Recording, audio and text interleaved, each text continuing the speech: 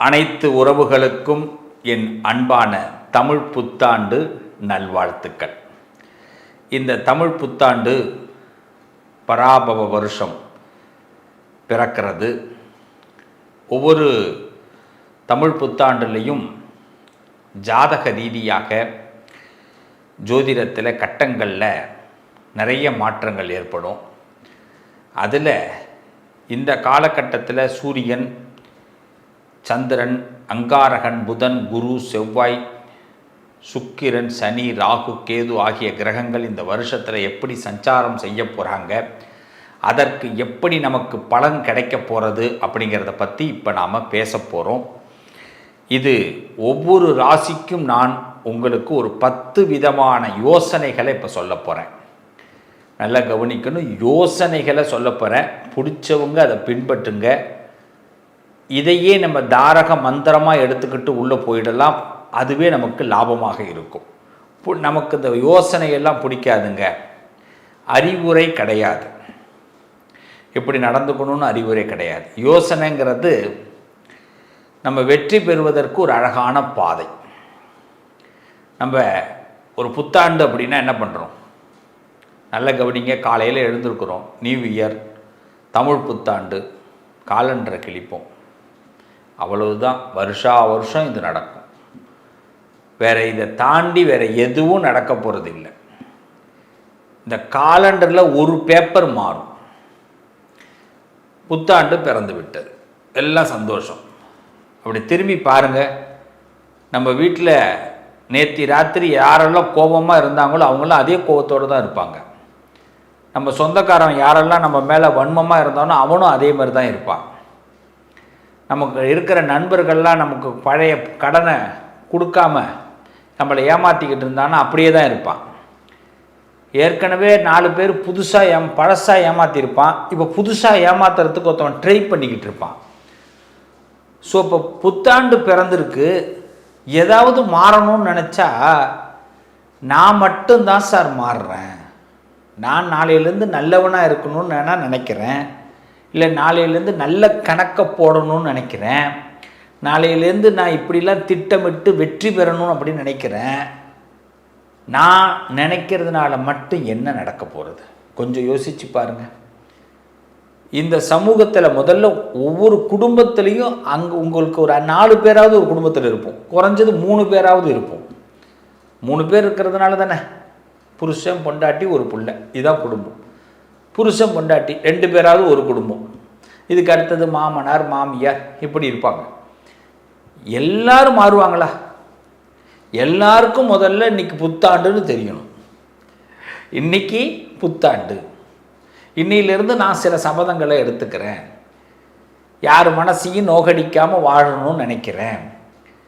அதுக்குன்னு எல்லாத்தையும் ஏற்றுக்கணும்னு அவசியம் கிடையாது. பிடிக்கலைன்னா ஒதுங்கி இருப்போம். அதுக்கு நம்ம வார்த்தைகளால் யாரையும் சுட வேண்டிய அவசியம் இல்லைல்ல.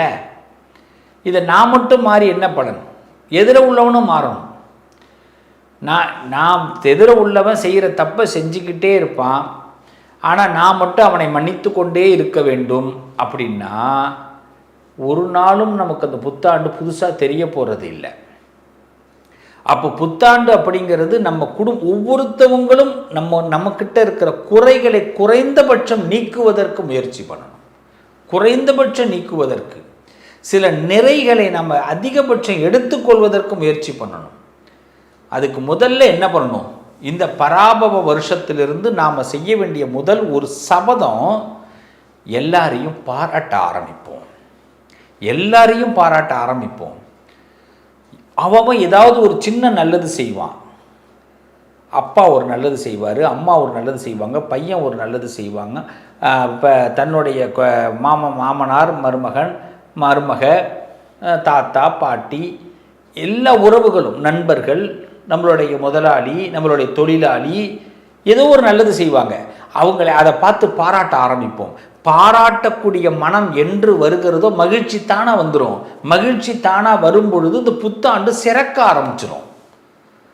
புத்தாண்டுடைய பிறப்பே மகிழ்ச்சியுடைய நிலைத்தன்மையில் தான்.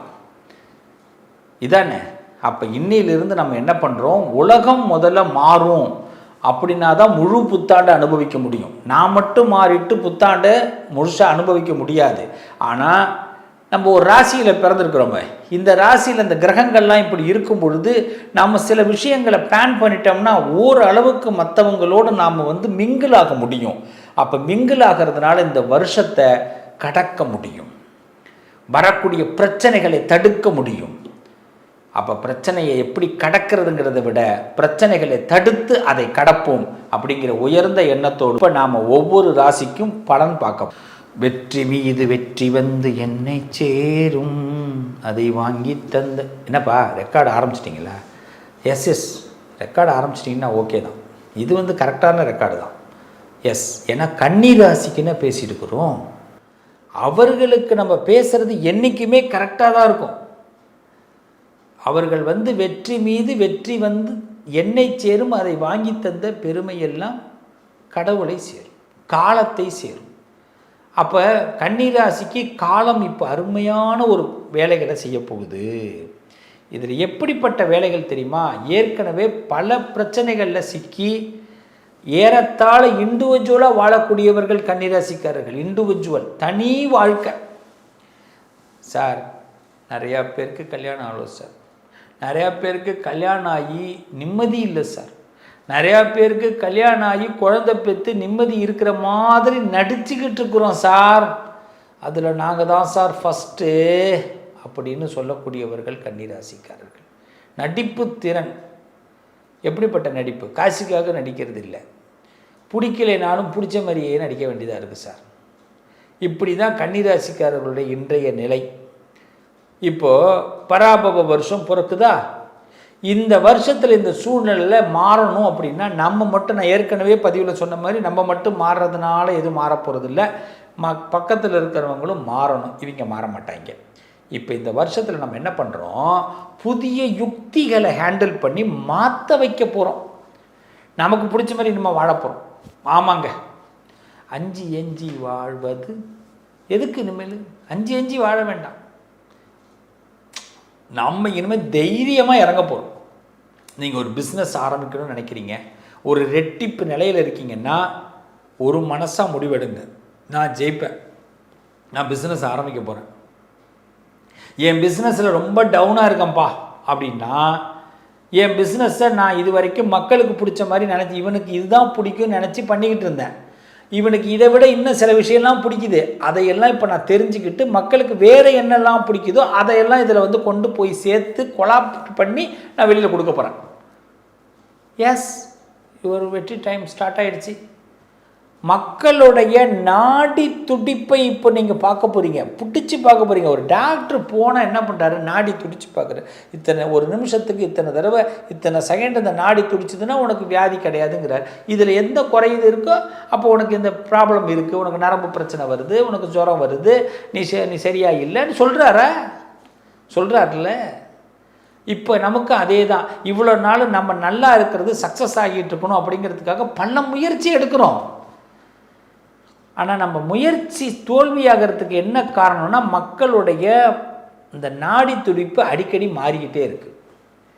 திடீர்னு ஒரு நாள் மக்கள் எல்லாம் புரோட்டா சாப்பிட்றாங்கன்னா திடீர்னு பார்த்திங்கன்னா தோசை சாப்பிட்றாங்க.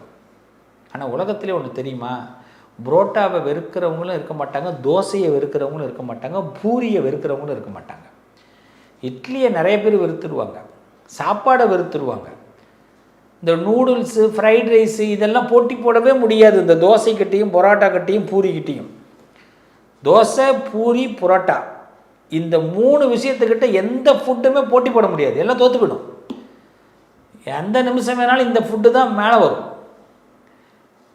இதையே இப்போ நம்ம சொல்கிறோம்னா, மக்கள் மைண்டில் சில விஷயம் கரெக்டாக தான் ஃபாலோ பண்ணுறான், ஆனால் அடிக்கடி மக்களோட மைண்டு மாறிக்கிட்டு இருக்கிறத இப்போ கன்னிராசி இந்த நாடி துடிப்பை பிடிச்சி இப்போ என்ன பண்ண போகிறீங்கன்னா, படிக்கிற பிள்ளைங்க இந்த பாடத்தை எப்படி படிக்கணும் மற்றவங்கள்ட்ட, ஏன்னா படிக்கிற மாதிரியே நிறைய நேரத்தில் கன்னிராசிக்காரங்க நடிச்சிட்டோம்.